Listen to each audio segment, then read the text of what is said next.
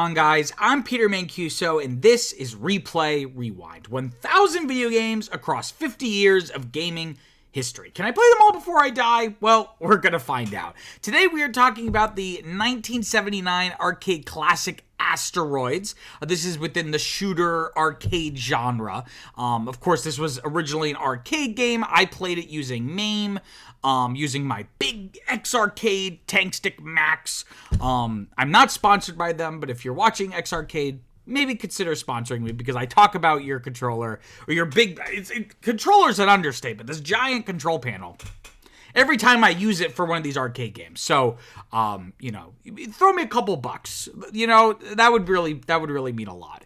This was developed by and published by Atari, so they really are the big players here so far in the games that we've been up to. I think this is game number 9. And they've done, I want to say like half of these games have just been from Atari. So they're really, really important. This goes without saying, but Atari is so important to the beginning of this story of gaming history, right? So speaking of history, let's talk a little bit about Asteroids. So this was originally conceived of by Atari employees Lyle Raines, and it was programmed by Ed Logg. Originally, they were working on a game called Planet Grab, which was then later named Cosmos. You might be wondering, oh, I've never heard of Cosmos. That's because it never came out, right? It never was completed. But one of the core elements of the game was going to be this giant, indestructible asteroid. And Lyle Raines remarked to Ed Logg, when they were playtesting it, he would shoot at the asteroid to no effect, right? Because it was indestructible. So Raines turns to Logg and says, quote, well, why don't we have a game where you shoot the rocks and blow them up, end quote. And that kind of then, lit a light bulb for Ed Logg, who responded with an idea that he had where players would shoot at rocks that break into smaller pieces, right, when you shoot them. Which, as you hear me say it, that's essentially those two ideas, just put them together, and that's Asteroids, right? So it was modeled after Spacewar. So notably, Spacewar, I have not played for the channel. We talked about it in the early history of video games. And it was the kind of predecessor to Computer Space, which actually we have played, and that was the very first game we played for the channel. This is very much modeled after that, right, in terms of almost more so Spacewar than Computer Space, right, where, I guess it's all really the same, but Spacewar specifically, you have the wraparound, you have the ship, you have the ship configured to move with thrust and inertia, in a similar way to something like Spacewar. And the prototype that they developed was pretty well received by Atari employees, right? So, right from the jump, people were really into this, and a lot of people felt like it was kind of a mashup of Spacewar and Space Invaders. The Space Invaders influence being here not even like the high score, but yeah, like the high score, the goal of survive as long as you can. Whereas something like, at least Computer Space, I can't speak for Spacewar, Computer Space had a time limit, right? So, there was only so high you could go. Whereas something like Space Invaders and Galaxian and now this, there was theoretically a ceiling, right? And that just had to do with the limitations of the computer that was running the game not being able to display a higher score than like a certain amount. But theoretically, it was endless, which is really good for the arcade business model, because, there's never a reason not to keep playing and keep trying to beat your high score, right? So again, very well received with the Atari employee base, and then of course it's one of the more iconic games from this era. So looking at the composite scores, taking all these scores from user submitted scores across various different websites, and when you weight them all out of 10, we get a composite score of about 6.8 out of 10. So, pretty decent, by no means beloved, I think. I think it's more influential and iconic than it is beloved, particularly by modern gamers. So let's talk about the game, right? In terms of the gameplay, which of course is the most important part of a game, right? Like I mentioned before, it's very similar to Computer Space. and then by extension Spacewar, where you have the wraparound where, objects will come out one end of the screen, or will fly off one end of the screen, then pop up on like the opposite side. And I think the key similarity to Computer Space and Spacewar is the sense of physics, right? The very, very responsive controls. If you watch my playthrough of the game, which should be up on the channel now, you'll see me comment on that, you're able to go from 0 to 60 really fast, but also 60 to 0. Like, you're really able to turn on a dime, change your trajectory, and that's probably the most responsive any of these digital controls have felt. Because, of course, something like Pong or Breakout, obviously with the analog dial controls, are going to be way more responsive just definitionally. But in terms of like these digital controls, just having really responsive, being able to turn on the dime, right? That's really, I think that's really a key innovation here. Again, not that it's new, and that's what you're going to see with a lot of these games is that, there's not necessarily like, oh, this game is doing something that no other game has ever done. But especially these early years, there's a lot of iteration, like seeing what other companies or even the same company is doing and trying to improve upon it or put a twist on it. And, we really see that with Asteroids because it really is Spacewar and Space Invaders smushed together in terms of Spacewar, in terms of the layout and the control, but then Space Invaders in terms of the multiple, I don't even want to say enemies, because there are enemies. Occasionally there's like a flying saucer that comes around. But primarily you're fighting just asteroids. You're not even really fighting them, you're just trying to stay alive. Like, it's almost a survival game in a weird way, right? That's very distinct from something like Computer Space or Spacewar, where it's 1v1, right? It is, you and, or I guess in Computer Space it was like 1v2, right? You fight like two different alien saucers.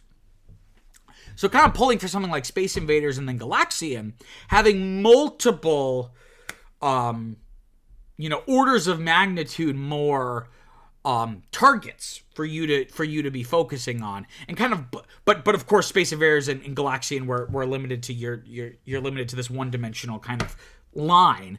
This kind of meshes the two gaming philosophies to make something that was, again, I said that nothing really was coming up with anything new, but it felt new, right? By taking two existing things, kind of putting them together, you create this third other thing. And again, speaking about destroying the asteroid, is this the first game, at least the ones that we played for the channel, that include destructibles, right? I guess technically Breakout was, because the whole framing devices that you're trying to like break out, right? But that was so abstractified that almost didn't even really feel like destructibles, right? Whereas here, it is very one-to-one, like you are a spaceship. Again, very simple, and I'll talk about this. I mean, obviously still very simple graphics, to the point where maybe it's even like a step back, but I'm going to put a pin in that for a second. The fact that, because again, I'm not really a computer scientist. I say not really well. I'm not one at all. But, I would imagine for the time, it was a big technological leap to go from something like Space Invaders or Galaxian, where you shoot an enemy and it's one and done, right? You hit them and maybe there's like a little explosion animation, but then they're gone. Whereas with this, you destroy one of these big asteroids that you can kind of see, like these bigger little potato things, right? They create little smaller ones, and then when you hit those, even smaller ones. I think there's 3 sizes, right? Like the big, the medium, and the small. That is new and feels new, right? Like having that kind of gameplay mechanic, because again, as I've talked about in the channel, if you go back to my video on the early history of video games, that's how I kind of defined the medium.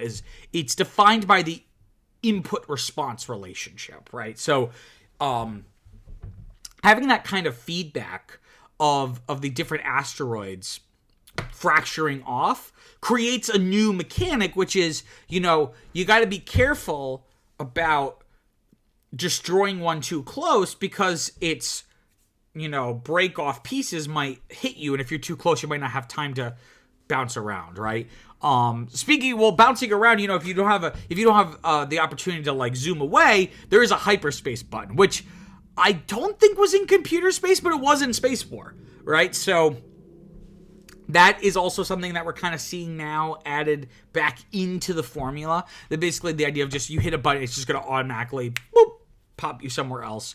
Unclear if it is truly random or if it's trying to put you somewhere that is semi-safe. Like the computer is doing calculations of like, okay, this little patch over here is safe for like a second or two, and that should be enough time for them to figure out, let the player figure out what they want to do, right? And it creates this extra dynamic, right? In terms of the story, there is none. There's zero story, zero even framing device as far as I'm aware. I couldn't find anything in terms of like on the arcade cabinet if it said like you are a special NASA soldier trying to defend Earth from a meteor shower or something. Like I believe there was nothing, right? And it is what it is, but we're starting to get a little spoiled now, right? Obviously leaving the text adventure games aside, which of course are all story, right? It's all text. Put those aside. Even within the realm of arcade gaming, take a look at Galaxian. We get a sense, however vague, we get a sense that we are the Galaxian, right? Like we are some kind of special galactic force that are fighting these aliens, right? Again, very simple, but it gives us a sense of like what's going on. And that, but the vagueness of this, well, vague is the wrong word. It's non-existent. That kind of ties into the presentation, right? Obviously we have these very iconic, clean vector graphics. Basically, just a series of shapes of polygons, right? Probably looked better on an actual arcade monitor in terms of like the contrast between the white and the black. Because at least on my TV, and even in this picture here, it's like not as like the contrast isn't as strong as you would like it to be. Though I will say a big improvement. Perhaps something is lost in terms of the vibe, but an improvement I would say is, unlike Computer Space, which had a big starry background, this has no background, right? Which works well despite the issue of the contrast not being super high, but there is contrast. And you always have a sense, especially since there's so much more in play. Like, I wonder if they even experimented with having a Starry Night background like Computer Space, but then realized the fact that, because with Computer Space, there's only really three things. You and the two aliens, and then I guess each of your projectiles, right? Whereas with this, there's so many more moving parts. I think I read there could be as many as up to 26 different asteroids of various shapes on screen at any time. So I think it was a good move to just have it all on a black background, right? And then also in terms of the presentation, there's this kind of like heartbeat music, kind of like Space Invaders, that just kind of gets the anxiety, this never-ending kind of descending loop that just kind of increases the anxiety and also increases in speed as you go along. So, again, these are all tactics to psych you out so you lose and you keep putting quarters in, right? And this is what's so interesting about art in the way it intersects with commerce, especially for games, that the commerce side of things is not only relevant but prevalent in terms of the game design. Maybe I'm reading into it, but again, I feel like if you're hearing anxious music, it's going to make you more anxious, and then you're going to be more likely to flub, and then you lose, but you feel like, oh, but I was so close, that you want to keep putting those quarters in, right? Whereas, home console games that you're going to see like a decade from this period, or even like 15 or 20 years later. That's really right. You know, you don't have the same pressures necessarily. Both you as the player don't have the same pressures, but also as the game designer, you don't have to figure out a way, okay, how can we make this as fun and feels fair, but also it's not too fair so that you die enough that you keep wanting to, you want to keep playing, right? And then one last thing about presentation. I mean, I already kind of said this, but I really want to hit it home that, you know, it would be great if there was like thicker lines to some of this, you know, like your projectile is so small. It's like basically just like a line, like the thinnest width possible. And again, that your ship, the asteroids, it would have been nice if there was like a little bit thicker of a background, but maybe that's like a technical issue. I don't know if it was a design choice this way, but I think that would add to, like, I would almost rather there be less going on, but have bigger objects with thicker, more pronounced lines, because then I'll just have like a better feel of like what's going on. So final thoughts again. I said this during the playthrough. It was a lot more fun than I thought it was going to be, because of course I've played this before, and I've never been a huge fan of it.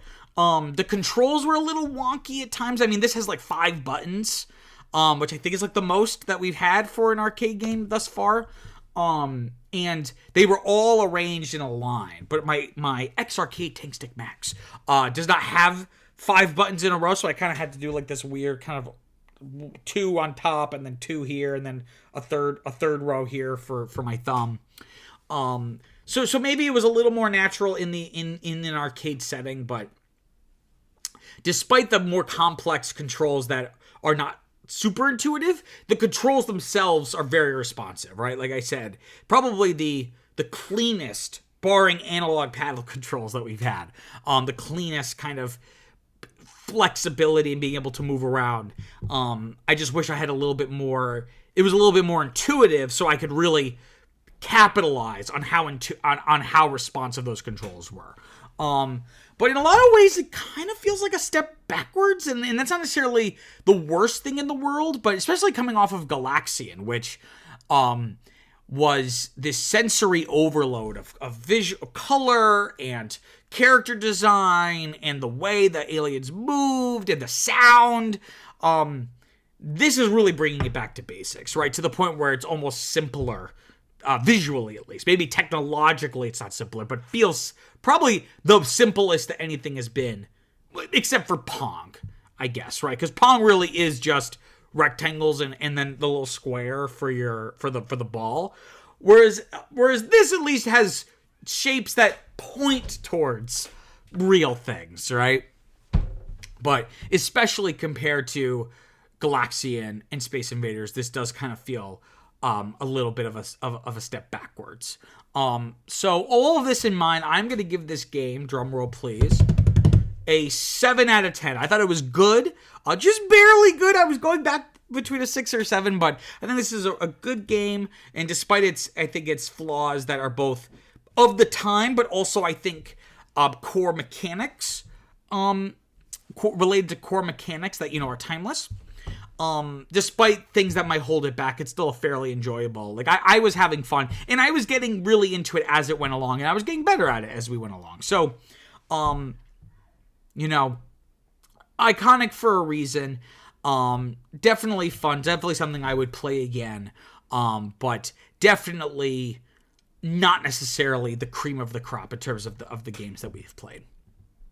Okay, so that's it for this episode.